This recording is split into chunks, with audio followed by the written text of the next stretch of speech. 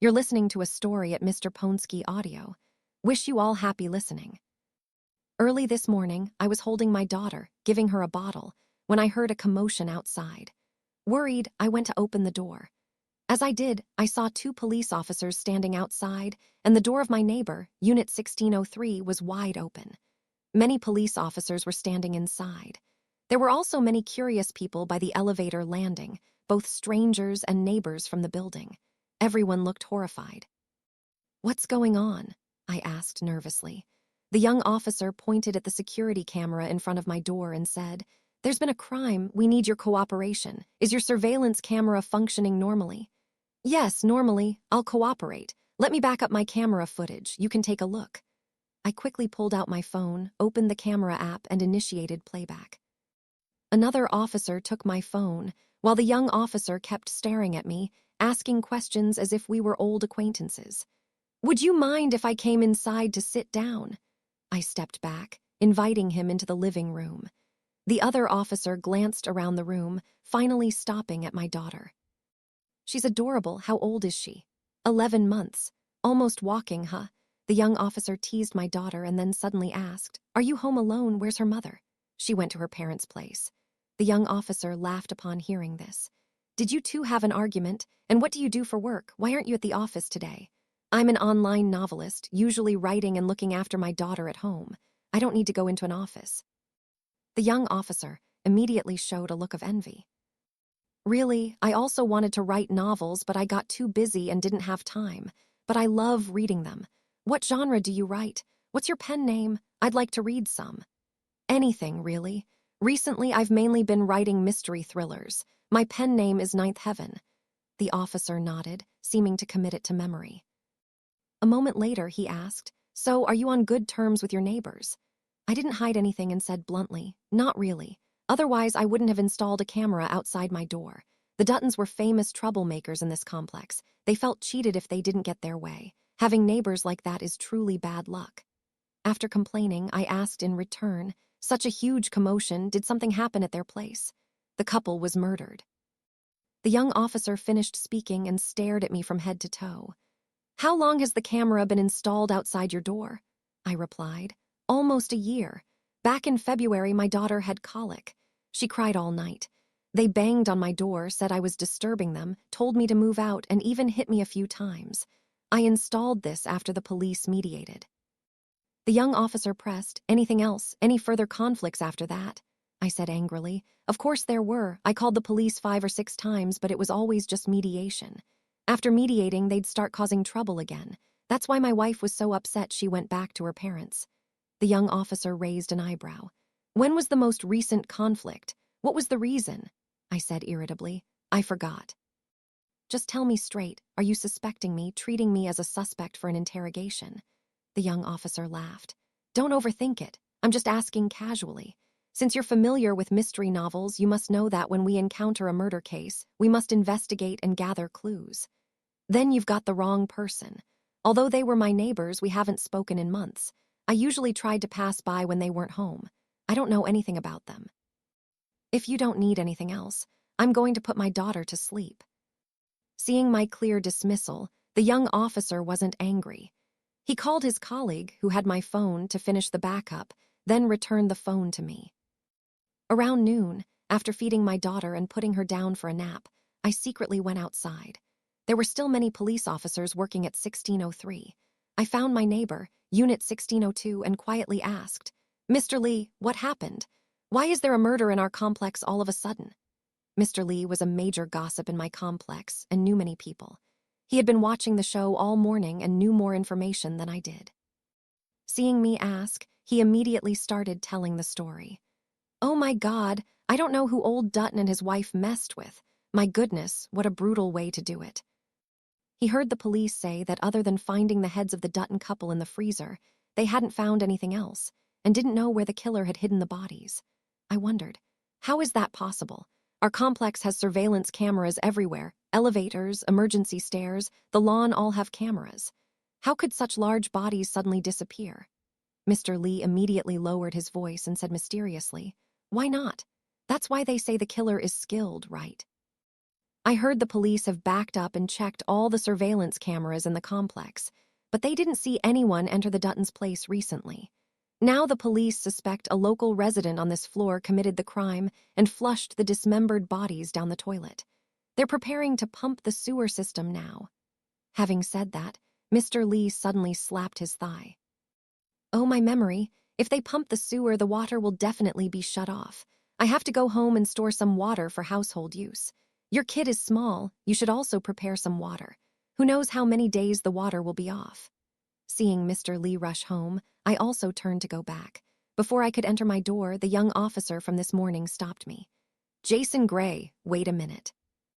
The young officer called me by my name directly, so he must have investigated my personal information. I stood at my door, giving him a look of suspicion. The young officer showed his badge and smiled brightly. I was in a hurry this morning and forgot to introduce myself. I'm Detective Miller, deputy head of the homicide squad in charge of this case. Hello, Detective Miller. Is there a problem? I gave a polite smile. Detective Miller pointed to my living room. Can we talk inside? I blocked the door. It's not convenient. My daughter is sleeping, and children are light sleepers. We shouldn't disturb her. It's just this. I have a few more questions for you. Detective Miller came closer to me, aimed his professional recorder at me, and asked, Your camera was installed. Has its position ever been moved? I said, I've already provided the footage for you. Whether it's been moved or not, you should know by looking at it. Detective Miller said, I've seen it. But there's only footage from the last 7 days. The footage before that was overwritten. I spread my hands. Then I can't help you. I installed the camera just to prevent them from causing trouble. I don't have that much memory. Tell me, what exactly do you want to ask? As soon as I finished speaking, Detective Miller suddenly asked a cold question. Do you know the keypad code for Unit 1603? I rolled my eyes. Detective Miller, what are you thinking? Who would tell their door code to an outsider? Saying this, I suddenly reacted. Are you suspecting me? Detective Miller didn't answer, just looked intently at me, as if trying to see through something on my face. I said angrily, Please have some logic. I wasn't on good terms with the couple, but I would never commit murder and dispose of a body. My daughter is small. I wouldn't kill someone over a trivial dispute and throw myself into jail. Detective Miller waved his hand. Don't be tense, I'm just asking. Is this just asking? This is blatant suspicion. That's a terrible dismemberment murder case. Where would I get the guts for that? Being suspected, I immediately became furious. Detective Miller's face turned cold. Whether you have the guts or not, I don't know, but you are certainly capable. I just investigated. You attended a famous medical school and worked as a surgeon for several years. Normal people wouldn't dare commit this inhuman dismemberment, but for a surgeon, it might not be a big deal. I saw Detective Miller's face, and he seemed to be saying I was the murderer. I was shaking with anger, but soon after I calmed down.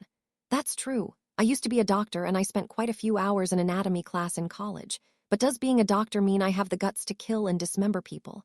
Moreover, what evidence do you have to suspect me? Do you have evidence? Detective Miller pointed to the 1603 door. We examined the scene. The entrance door and windows are intact. There's only one possibility. I'll say it first. Someone knew their door code and used it to open the door, right? Because I installed a camera outside my door, you suspect I knew their code, right? Please look. Where's the camera installed? My camera is installed on the south wall, and their door faces north. No matter what angle you look from, you can't see their keypad lock, can you? Having said that, I gritted my teeth and added, Detective Miller, please do your homework next time before asking. Aren't you suspecting me of murder, dismemberment, and flushing the bodies down the sewer? Then please investigate whether the recent water consumption of our 2 units is abnormal. Detective Miller suddenly laughed. You're knowledgeable. You know about checking water consumption. Exactly, because we checked, and there was no problem. That's why I came to see you. Before I could say anything else, Detective Miller chuckled and patted my shoulder. Okay, don't be angry. I believe you didn't do it, but when something like this happens, we have to follow protocol. Detective Miller's sudden change in tone confused me. I instinctively asked, No problem, so why are you looking for me? Detective Miller said awkwardly, I want to ask for your help. Help with what? I was even more puzzled. Detective Miller laughed twice. I briefly looked over the novels you write at noon.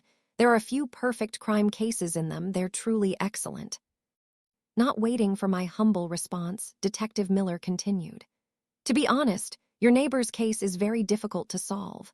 Aside from the two heads at the scene, no other body parts were found. The floor, walls, and furniture are spotless. Even your boasted surveillance camera system, I checked it several times, and I couldn't find any trace of a suspect. It's as if the killer suddenly appeared and then suddenly vanished. Saying this, Detective Miller paused, smiling ambiguously at me. I see you write so many stories about perfect crimes. You must understand the criminal's method of operation very well. Consider it a favor I owe you. Help me analyze how the killer broke into the house to commit murder and what method was used to dispose of the body. Although Detective Miller pretended to be sincerely asking for help, I didn't want to humor him at all. I knew clearly that he was testing me. Because Mr. Lee had mentioned that this morning, the police had requested backups of all surveillance cameras in the complex, especially the cameras in the elevators and emergency stairs. They had checked them repeatedly and found nothing abnormal. This meant that the only people who met the conditions for committing the crime were residents on this floor. But our complex is set up with 2 elevators and 4 units, 1601 and 1602 on the east, and my unit 1604 and 1603 on the west, separated by a hallway.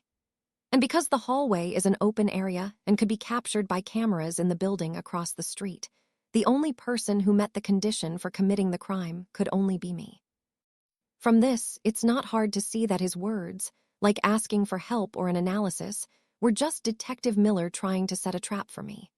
Perhaps in Detective Miller's mind, he already considered me the murderer of the Dutton couple, but since he had no direct evidence, he was being polite to me.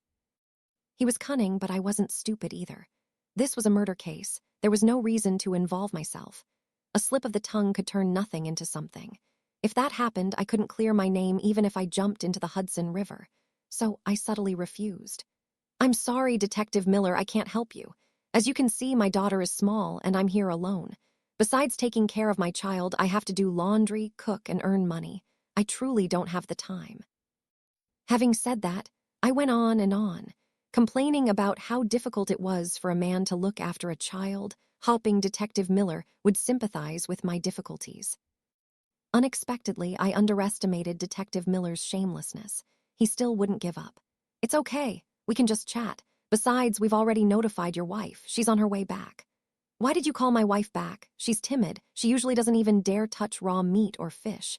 She screams in fear at the sight of a fish. Now that a murder has occurred, isn't it difficult for her to return? I worriedly took out my phone, intending to call my wife. Before I could dial, Detective Miller snatched my phone, his expression turning cold again. Why are you suddenly calling? Is there something you don't want others to know? I was about to argue back when Detective Miller said coldly, a murder has occurred, so of course we must investigate. If I didn't see your daughter was so small, I would have taken you back to the station much earlier. Wait here for a moment. When your wife arrives, you'll both come with us. The words were spoken openly. And I no longer pretended. I gave up. It seems you've already determined it's me, haven't you? Do you have evidence? Detective Miller shrugged. No evidence, but we have time. I hope you remember that novels are always just novels, not reality. The way police work now is not like what you write in books. Seeing Detective Miller acting so confident, I was too lazy to argue. I threw out a sentence, then I'm leaving, and turned to go back inside. In the bedroom, I hugged my sleeping daughter, kissing her repeatedly until my wife returned, when I reluctantly put her down. Honey, my wife was about to say something. I glanced at the 2 female officers following her, quickly walked over and hugged her tightly. It's nothing, just a routine interrogation. I won't be home these 2 days. You'll have a lot of work. Our daughter needs milk every 6 hours, 5 ounces each time. In between, be careful not to give her too much solid food, or she might get indigestion. I instructed her on all the things to watch out for when caring for our daughter, until Detective Miller pulled me away. My wife was already crying uncontrollably. Seeing this, I said angrily, What are you crying for? I'm going to cooperate with the investigation, not going to jail. You're a grown-up, and at the slightest sign of trouble, all you do is cry. What else can you do besides cry? Scolded by me, my wife cried even louder. Even my sleeping daughter was awakened and cried along. In an instant, the house was filled with deafening crying. I walked up to Detective Miller in a huff and said fiercely, "Is this the result you wanted? Just take me in. When this is over, I'm going to sue you." Detective Miller said nothing, just gave an expressionless wave to his colleague behind him to escort me to the homicide squad's interrogation room. It was my first time in the station, and I was sitting in the interrogation chair. I wasn't scared. Instead, I was curious about everything. However, time passed minute by minute. I sat there for several hours, but Detective Miller didn't return, and no officer came to take my statement. Very quickly, my patience wore thin because I was utterly and completely bored. The person being detained was in a small room, less than 100 square feet, dimly lit, with no lights on. I wasn't even allowed to use the restroom. The air conditioning was especially cranked up, as if electricity cost nothing. I sat on the cold metal chair, unable to lie down or lean back. In short, it was incredibly uncomfortable. Losing all patience, I became irritable. I shouted, "Detective Miller, come out here. You called me in to cooperate with the investigation. What's the meaning of not showing up? Don't think I don't know the law. Even if I'm a suspect, you're not allowed to mistreat me." The Code of Criminal Procedure clearly states, summoning and detaining suspects must ensure they have necessary food and rest time. As the light in the interrogation room grew dimmer, I became even more upset. But my shouting didn't attract anyone's attention. It was as if they had forgotten my existence. After an estimated 8 or 9 hours still, no one came to take my statement. I was the only one in the entire interrogation room. What made me most furious was not being able to use the toilet for 8 or 9 hours. I couldn't hold it anymore. A grown man wet his pants. What was going on? No matter how much I cursed, kicked, and made noise, no one came. Only then did the meaning of Detective Miller's words sink in. He truly had the time to wear me down, and he had countless legitimate reasons to explain why he was wearing me down. He was right. Novels are novels, and reality is reality. Police work now is completely unlike what's in the novels, and I had absolutely no recourse. To argue, you need someone to argue with. But now, what could I do besides wearing wet pants and cursing? After a few more hours, I was tired of cursing and hungry. The gnawing hunger in my stomach, combined with the exhaustion from constantly taking care of my daughter, left me drained. I wanted to sleep but couldn't. I wanted to stand but couldn't. Finally, I could only adopt an uncomfortable posture, leaning on the interrogation chair with my hands, my head tilted to my left shoulder, trying to catch a little sleep. Just as I was dozing off, the interrogation room door opened.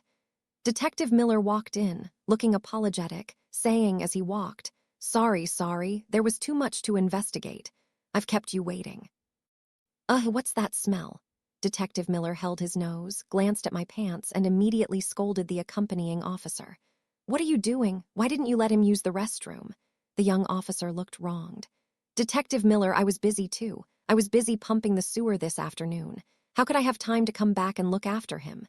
Detective Miller was angry. "Even so, you shouldn't have kept the door locked all the time. Hurry up and get him a pair of pants."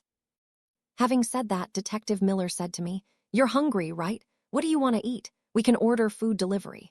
Seeing them act like actors, my anger flared even more. "Is the acting still necessary? Aren't you trying to use this exhaustion interrogation method? What's so great about it?" Exposed by me, Detective Miller wasn't embarrassed. Instead, he chuckled and sat down. Even the officer who was supposed to get me pants didn't leave anymore. Detective Miller cleared his throat and said calmly, "Young man, don't be so aggressive. We really were busy, so busy we forgot you were still in the interrogation room. This is our oversight. If you feel you've been unfairly treated, you're welcome to file a complaint anytime." HMPH. I curled my lip in disdain. I knew he was trying to shut me up. Even if I complained about mistreatment later, they would use being too busy as an excuse. In the end, nothing would happen. Therefore, arguing with him over this small matter was unnecessary. So I asked, "When can I leave? If I remember correctly, the law stipulates the longest detention period cannot exceed 24 hours. Detective Miller nodded. "That's right, it can't exceed 24 hours. I just finished up and came to see you without even sleeping. Let's be direct. For the murder case of the Dutton family, will you confess yourself or should I help you remember?" Fine, I interrupted Detective Miller, shouting angrily. "What do you mean I'll confess myself? What is this? Do you have evidence to prove I murdered the Dutton family? You're a police officer. Don't speak carelessly without evidence. Don't think I don't know the law. Even if you're a police officer, making accusations without evidence is slander. I'll sue you for defamation. No. Before Detective Miller could open his mouth, I continued my tirade. Detective Miller, don't think you're superior just because you're in homicide. Legally speaking. Even if you had evidence proving I committed murder, I'm only a suspect until the court pronounces a verdict. Please don't use that tone of certainty when speaking to me. Moreover, do you have evidence? My door has a camera. Everything I do daily is recorded clearly. On what basis do you claim I murdered the Dutton family? Let's take a step back. Even if I were the murderer, where are the bodies of the Dutton couple? Yes, there are real cases of dismemberment and flushing the parts down the sewer. But how much water would that require? Was the water consumption of our 2 units abnormal? Furthermore, haven't you pumped the sewer system already? Have you found any body parts? Even if you dismember a person, where are the bones? Human bones can't be flushed down, right? Especially kneecaps, shin bones. Such hard bones would make noise when chopped, wouldn't they? Go ask our upstairs and downstairs neighbors if they heard any chopping sounds recently. I grew more agitated as I spoke, finally yelling. You suspect me of murder and dismemberment. Please show me the evidence. Don't think I don't know you're trying to trick me. If I didn't do it, I didn't do it. Even if you swear up and down, I won't confess. Without a drop of water for over a dozen hours, I was already cold and hungry. The anger rushing to my head, combined with the yelling, suddenly made my brain feel dizzy from lack of oxygen. Detective Miller, opposite me, still wore that detestable expression and said calmly, worthy of a mystery novelist. This logic is unmatched. Every aspect is considered thoroughly. That's right. Everything you just said, we've already investigated. You haven't had anything abnormal recently, and the neighbors upstairs and downstairs haven't heard any bone-chopping sounds. I was about to say something, when Detective Miller suddenly changed his expression. He stood up, looking down at me with eyes that seemed to pierce one's soul. I read your novels. You pursue the perfect crime. Many methods of committing crimes can indeed be flawless under certain conditions, but don't forget, novels can only be novels. The perfect crime does not exist in reality. Having said that, Detective Miller directly threw a printed report in front of me. I forgot to tell you, the times have changed. Technological development far exceeds your imagination. Even a frozen human head in a freezer can have its approximate time of death determined. I glanced at the forensic report. HMPH, what's your point? Detective Miller clapped his hands when he saw my reaction.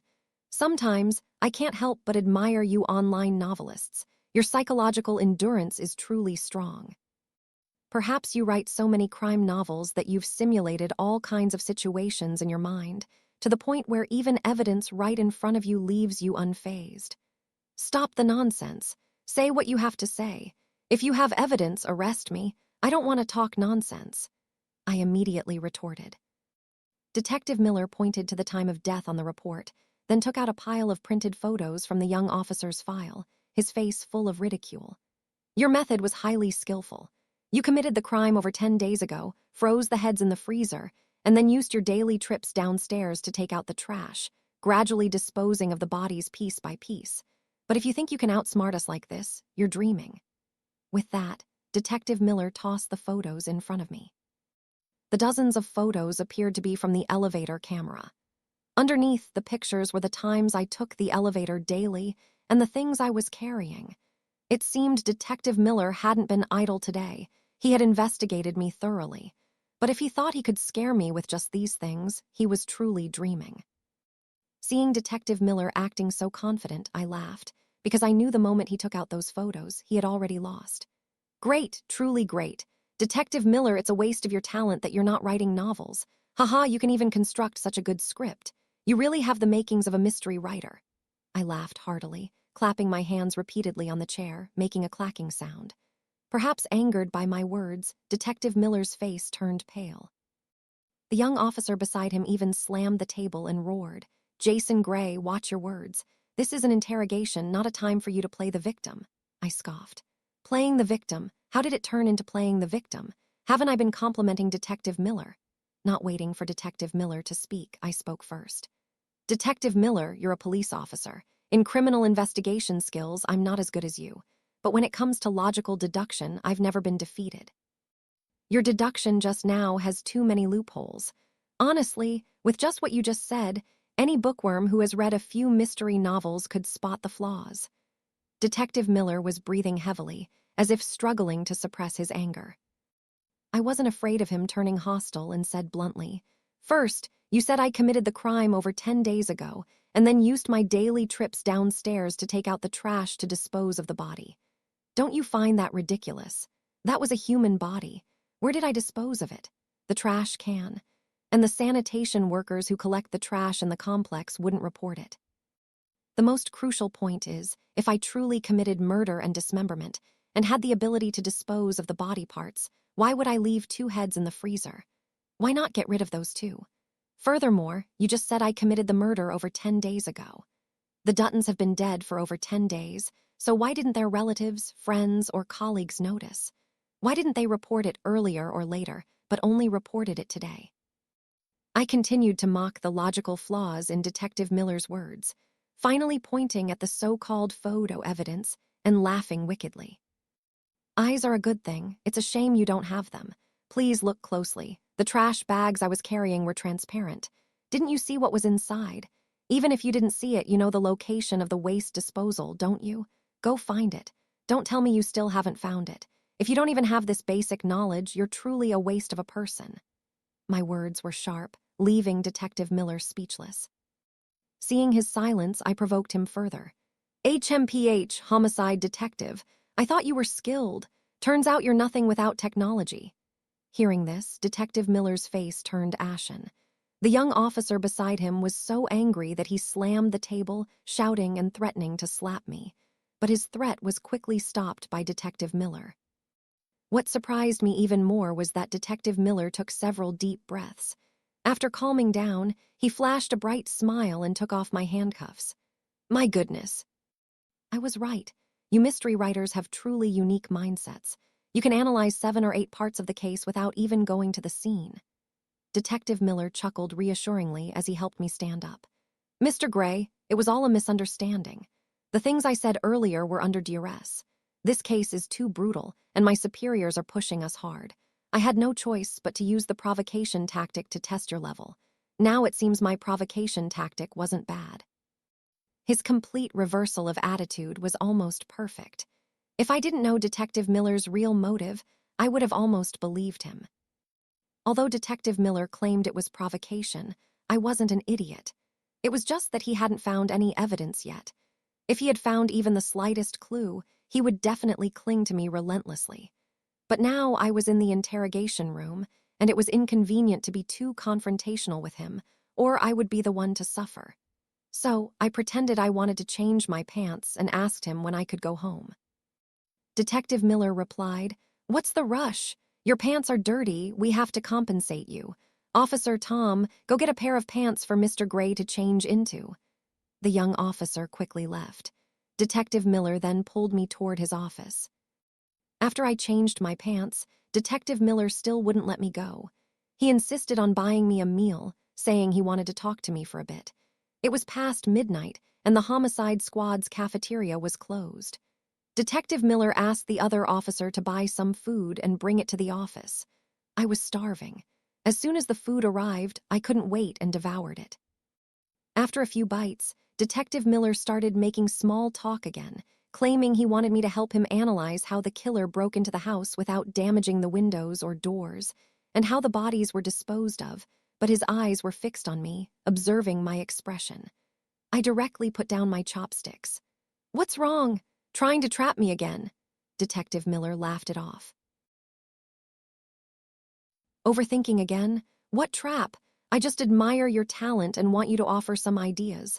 Let's put our minds together to solve the case." I didn't blink, staring intently at Detective Miller. Our eyes met, and I clearly felt the vigilance and suspicion in Detective Miller's eyes. However, I underestimated Detective Miller's shamelessness. Mocked by me, Detective Miller still smiled innocently.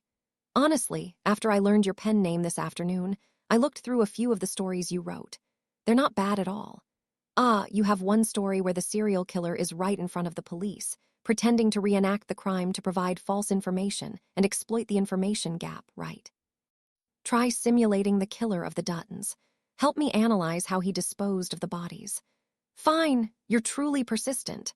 Although I knew the more I talked, the more likely I was to make a mistake. Seeing Detective Miller's attitude, I knew he wouldn't easily let me go if I didn't say anything. After clarifying the situation, I decisively lit a cigarette, took a drag, and said, "A simulation must be based on facts. I don't even have a grasp of the basic situation. What can I analyze?" Detective Miller quickly said when he saw me relent, "Okay, I'll tell you the general situation of the case. You've already heard the situation. We received the report around 6:00 a.m. "Who reported it?" I asked. Detective Miller said, "The security guard in your complex." "The security guard?" I paused, wondering. Why did the security guard report it? Did they give a reason? Detective Miller said, "The security guard said the Dutton family often owed maintenance fees, and they went to collect the money regularly. It used to be normal.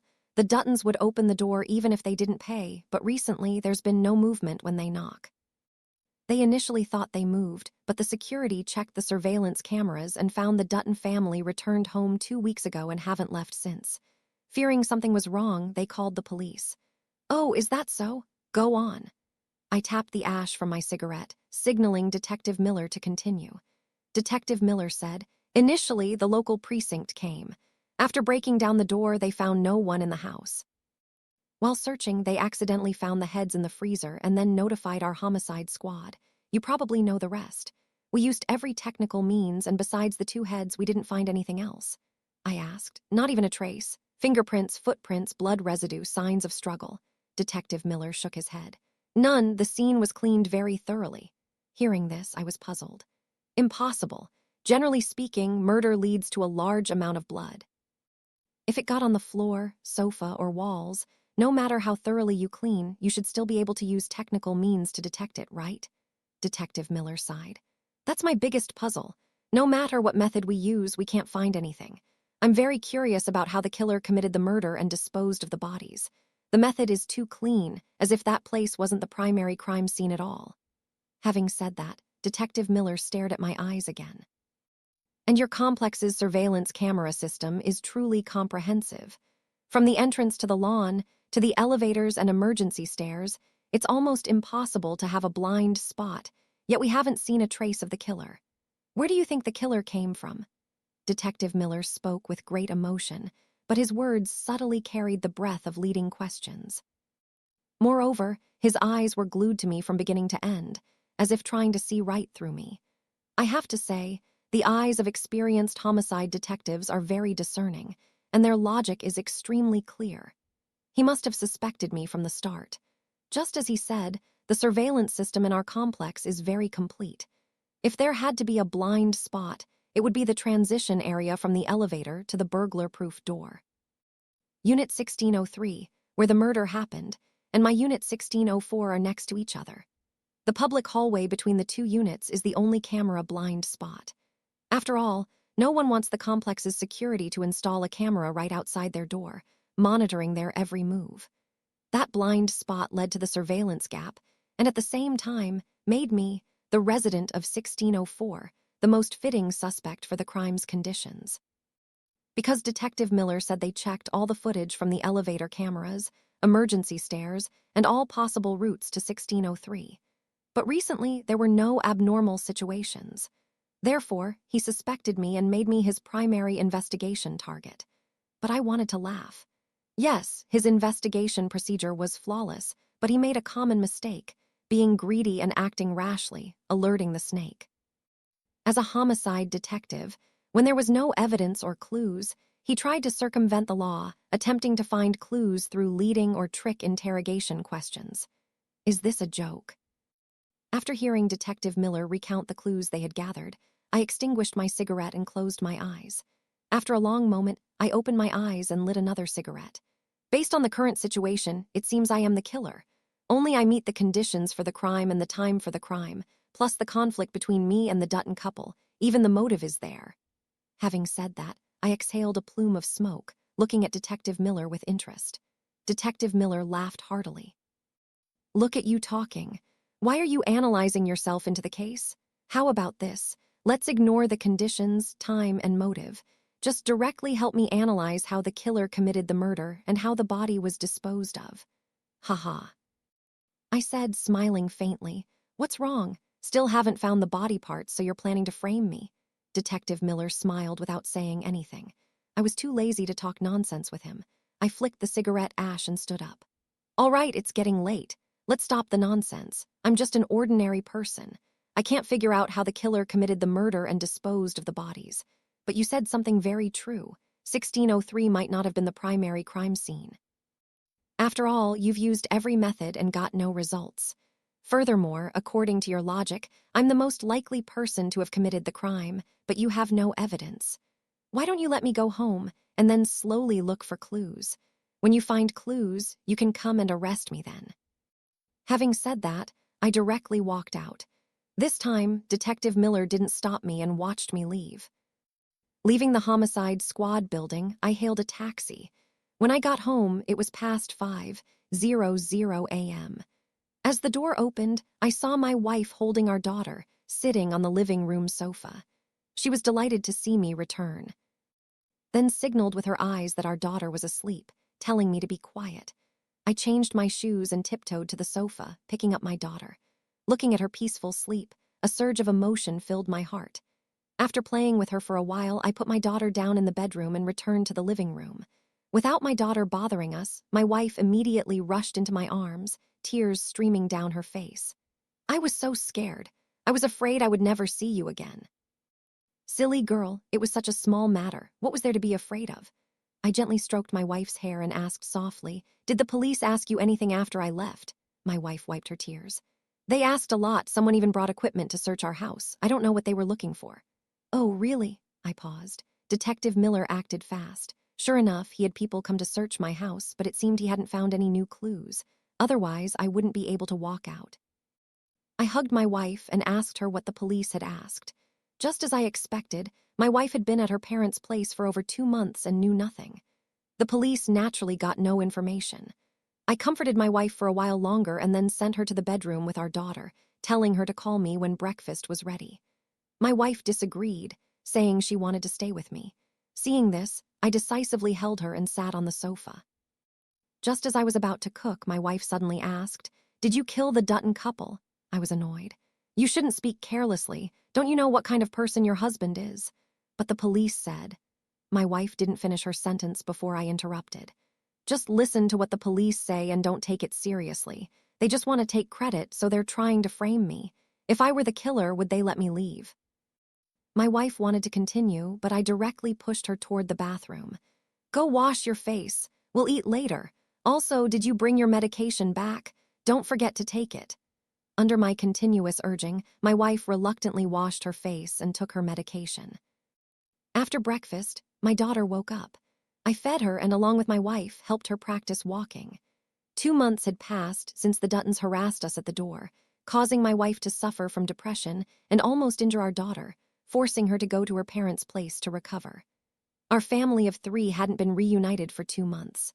Although police officers occasionally walked by 1603, it didn't affect my mood at the moment. In the living room, I had my beautiful wife and adorable daughter. This warm, harmonious scene made me feel relaxed and once again grateful for my decision. Over the next few days, I was immersed in a happy life with my wife and daughter. Besides taking care of my child and doing household chores daily, I also changed the menu for my wife and daughter. During this time, Detective Miller came looking for me a few times, but I remained silent. No matter what he asked, I said I didn't know. If pushed too hard, I'd simply give up and tell him to provide evidence. As time passed, Detective Miller became helpless against me. Every visit ended in futility. The reluctance and sense of failure in his eyes became increasingly apparent, but I always maintained a calm demeanor, not revealing the slightest flaw. Over a month quietly passed.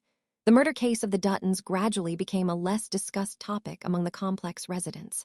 The police investigation force also decreased. The sight of police officers was no longer a common occurrence outside Unit 1603. The area that had been searched multiple times slowly returned to its former quiet. However, Just as my tense nerves were about to relax, Detective Miller, whom I hadn't seen for a while, suddenly showed up again. This time, his expression was very unpleasant. He stared at me for a long time, then slowly said, "We've found new clues." "Oh, then I should congratulate you." I raised an eyebrow, my expression unchanged, and sent my wife to take our daughter downstairs to play. After my wife and daughter left, Detective Miller said, "Don't underestimate this. This time we've found the key clue." Having said that, he took a photo from his pocket and threw it onto the coffee table. "See for yourself, then explain it to me." The photo was of a white wall. On the wall, a few nail-sized pieces of plaster were blackened, revealing some fine fibers, and with just one glance I understood what the so-called key clue was. Sure enough, he had discovered it, but what if he discovered it? I still had countless reasons to explain. After all, our complex was handed over years ago. Who could guarantee that the area outside their door would remain as pristine as new? To avoid unnecessary trouble, I still chose to play dumb first. I pretended to be puzzled. "Isn't that just a wall? How is it a clue? Do you suspect the killer built the Duttons' bodies into the wall?" Detective Miller's face turned pale when he heard this. "Still pretending. Do you know where the wall in the photo is?" I shook my head, pretending not to know. Detective Miller directly pulled me to the door, pointed at the north wall near my unit's burglar-proof door, and roared, "Come on, explain to me why this spot has adhesive residue." Don't give me excuses about pasting couplets or advertisements. We've examined it. This adhesive residue was formed no more than a month ago. Detective Miller spoke while pointing at the position near the corner of the north wall, his intense eyes emitting a sharp light that was hard to look directly at, as if no lie could be concealed from those eyes. I took a deep breath, trying to make my voice sound more natural and calm. "Detective Miller, I really don't know about this adhesive residue, but I can guarantee that my unit hasn't applied any adhesive recently. If you don't believe me, I have no other choice." As soon as I finished, Detective Miller exploded with anger. "Fine, Jason Gray. You won't shed tears until you see your own coffin, will you? Okay, I'll spell it out for you. Come on, look here." Detective Miller then pointed to the camera on the south wall in front of my door, and then pointed to the keypad lock on the Duttons' burglar-proof door. Under my cold gaze, Detective Miller sneered. "Need I explain the details to you? You stuck something like a mirror onto the wall corner opposite the camera to peek at the keypad code of the Duttons' door. Once you got the code, you quickly tore off the sticker, leaving no trace. This method is truly clever." Detective Miller spoke with certainty, his eyes radiating confidence, as if saying, "I've seen right through you." Seeing I didn't object, he pressed on. "If I'm not mistaken, you've known the Duttons' code for a long time. You've been waiting for an opportunity, haven't you?" Detective Miller's voice was full of interrogation and provocation, seemingly trying to force me to admit his conjecture. However, I remained silent, quietly listening to Detective Miller's deduction, listening to him describe how I used the code to enter the house, committed the murder, and then disposed of the bodies. When Detective Miller finished, I clapped my hands with a mocking expression. "Great, truly great. Hearing your long deduction, I almost thought I was the killer myself. Isn't that so?" Detective Miller sneered repeatedly. I shrugged, then held up 3 fingers. "The story is great and the logic is okay. I only have 3 questions. If you can answer them, I'll immediately go with you, no matter how much you want to frame me." Without waiting for Detective Miller to speak, I quickly said, "Point 1. You said I stuck a reflective film or similar item on the wall corner opposite the camera to peek at their keypad code. Do you have evidence? If there's a sticker, a mirror, or anything with my fingerprints, I'll admit it." Detective Miller was so angry he couldn't speak. I scoffed. "You dare speak carelessly without evidence. Are you a real homicide detective? Don't you know the difference between a clue and evidence? Even vague evidence will eventually be handled by the court, under the principle of presumption of innocence." After refuting him, I continued. "Point 2. Listening to your deduction just now, I must have broken into the house to commit murder in the middle of the night. Then please tell me why you couldn't find any bloodstains or signs of struggle in the Duttons' house. Please, that's murder. The commotion wouldn't be small. The couple was so old. Would they just let me attack them? Most importantly, where's the blood? How much blood would spatter from chopping off a head? Like you said, technology has advanced. No matter how thoroughly it's cleaned, technical methods can still detect blood residue on the walls, sofa, and fabrics. If I really broke into the house to commit murder in the middle of the night, why couldn't you find a single trace? Detective Miller still couldn't answer my second question. His expression was frighteningly dark. So I said contemptuously, "The final question, where are the bodies? The couple together weighed over 200 pounds, even without their heads. Do you have no concept of 200 pounds? Audio. If not, please go to the market and see how big a pile of 200 pounds of meat is. What skill did I use to make them vanish into thin air?" 3 consecutive questions, each hitting Detective Miller's weakness. Seeing Detective Miller unable to answer anything, I became even more smug. "Haven't you investigated me? What did I do every day in the month before the murder? Don't you know? Also, you searched my house. Did you find any evidence? I'll still say the same thing. If you have evidence, you're welcome to arrest me anytime. If you don't have evidence, please stop bothering me in the future." After saying the last sentence, I directly left Detective Miller behind and walked toward the elevator. When I reached the elevator door, I intentionally provoked Detective Miller with a wave while pointing at the elevator camera. "Detective Miller, you're right. Technology truly has advanced. Surveillance cameras are a good thing. With this camera as evidence, you can never pin the crime of murder on me for the rest of your life." As the elevator door opened, I laughed even louder smugly. "Haha, homicide detective. I thought you were skilled." Just as I stepped into the elevator, Detective Miller's extremely furious roar came through my ear. "Jason Gray, you stop right there. I will find the evidence of your crime. 1 month isn't enough. I'll use a year. 1 year isn't enough. I'll use 10 years. I will cling to you for the rest of your life. I'll cling to you until you can't live in peace, until you are consumed by fear. You will not escape the punishment of the law." Detective Miller's voice was full of determination and resolve, like a ferocious leopard that had locked onto its prey, showing no sign of giving up until it achieved its goal. Although I maintained my composure outwardly, a chill ran through me. I knew that from this moment on, the battle between Detective Miller and me had truly begun. But was I afraid? No, not at all, because I knew my methods very well. As long as I didn't actively confess, no one could find the evidence of my crime. After all, so much time had passed. The bodies of the Dutton couple must have dissolved into the earth. Going downstairs, seeing my wife playing on the slide with our daughter, I smiled. That was a feeling of happiness I hadn't had for a long time. That's right, I killed the Dutton couple. From the first time they caused trouble and slapped me a few times in front of my wife and daughter, I already formed the intention to kill. It was just that my daughter was still small, and my wife always advised me to be patient. Combined with the fact that I hadn't come up with a perfect plan yet, I held back. However, the truth was that the more patient I was, the more wronged I felt. The more I backed down, the angrier I became. My patience ultimately led the Dutton couple to misunderstand it as weakness. They felt I was easy to bully and came to cause trouble every 3 days. From the initial issue of my daughter crying and disturbing them, to later things like the doormat outside the door being dirty, or me not conveniently throwing away the trash they left outside the door. Their harassment became increasingly outrageous. They gradually challenged my limits, step by step fueling my murderous intent. Until the very end, when my daughter was just learning to crawl and was everywhere looking for toys, they came to cause trouble again, claiming the noise from the toys was too loud.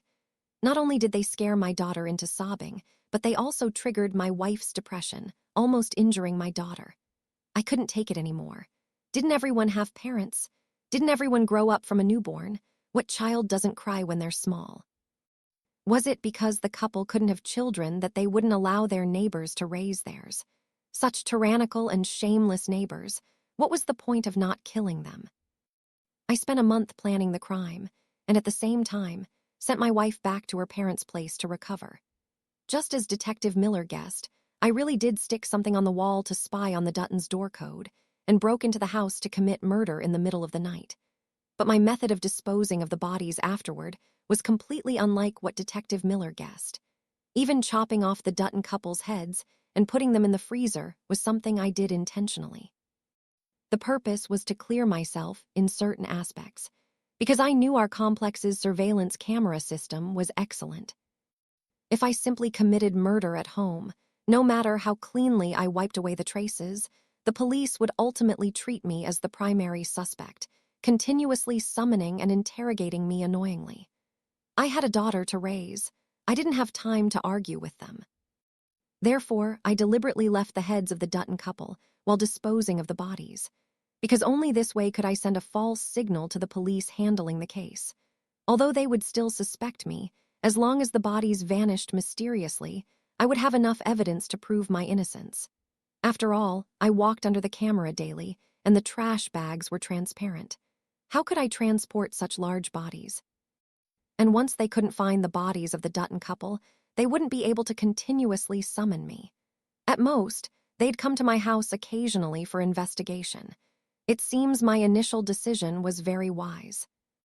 Even if Detective Miller believed I was the killer, he lacked related evidence and couldn't use strong-arm tactics against me. Just as I was silently admiring myself, my wife suddenly walked out. The raincoat at home seems fake. Although it's the same style, I can tell it's not the old one. Did you throw away the old raincoat? I looked up and saw my wife's tense expression, her eyes hiding an indescribable emotion. Her hands were tightly clasped, seemingly trying to suppress the anxiety in her heart.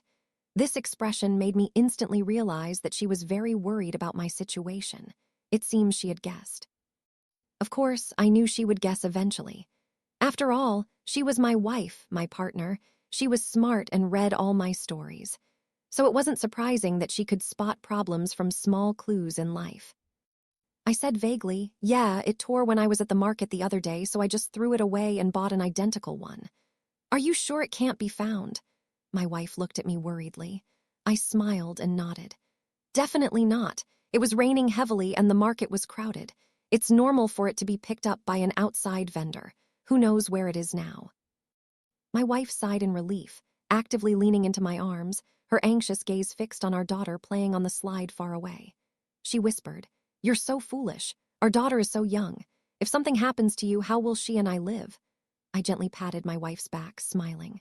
"It's okay. Everything has passed. It's normal for a man to occasionally do something foolish for his wife and child. At least now we have peace and don't have to live our lives walking on eggshells for others." My wife didn't say anything more, just hugged me tightly. A moment later, my daughter got tired of playing. She called for Dad and asked me to carry her. I immediately ran out and picked up the little girl who had just learned to walk, kissed her a few times, and led my wife upstairs. After dinner, I put my daughter to sleep and then secretly went into the kitchen, taking out the pressure cooker from the cupboard to clean. When my wife walked by, I warned her, "Don't use the pressure cooker anymore. Find an opportunity to buy a new one later." My wife didn't ask much, just nodded. I thought for a moment and then pointed at the river surrounding the complex, instructing, "Don't buy fish near the riverbank recently. It's not clean." Seeing my wife's surprised look, I smiled. "Are you very curious?" My wife initially nodded, then shook her head. "Don't tell me. I'm afraid I won't be able to keep it a secret, and I'm even more afraid of being trapped and harming you." Hearing my wife say that, I was very pleased. What more could I ask for in a wife? She was truly a smart, beautiful woman who only cared about me, so I intentionally teased her, "But you already know too much." My wife often read the stories I wrote, and her logic was not bad. She immediately retorted, "Are you testing me? You can't be convicted without direct evidence. Even if they test the fish for DNA, it won't help if they can't find the transportation method. Besides, the pressure cooker has been used repeatedly. After being subjected to several hundred degrees of heat, nothing can be tested." Seeing my wife answer fluently, I smiled. She had guessed correctly, indeed. Although I gave her hints, as she said, you can't be convicted without direct evidence. After all, who would think that I would break into the house in the middle of the night, use an electric shock to knock the Duttons unconscious and cuff them, then put them in my own freezer to freeze them, and then use a raincoat to dispose of the bodies? Experiments prove that after a body is deep frozen, pouring boiling water on it quickly separates the flesh and bone. Also, the blood loss is very little because the blood is frozen. As a former surgeon, after the flesh and bone separated, I could easily remove the entire skeleton without causing loud noises. The pressure cooker could soften the bones and flesh in a short time. With just a little flour added, it could be kneaded into various shapes. Then, taking advantage of going to the market and taking out the trash, I broke the specially textured dough balls into small pieces, concealed them on my person, and dropped them into the opposite river. This way, not only did the large carp in the nets have a delicious feast, but I could also dispose of the evidence and wash away all suspicion. Although 200 pounds sounds like a lot, it's not much when feeding fish. After all, in such a large river, the fishermen who are called fishing sages drop more than 200 pounds of bait daily to catch fish. It's just a pity for the fish in that river. I used to love buying fish there. Although they were farmed, the fish that grew up in that natural river still tasted delicious. Thank you for listening to the story at Poensky Audio. If you like the story, don't forget to subscribe to catch the next installments. M.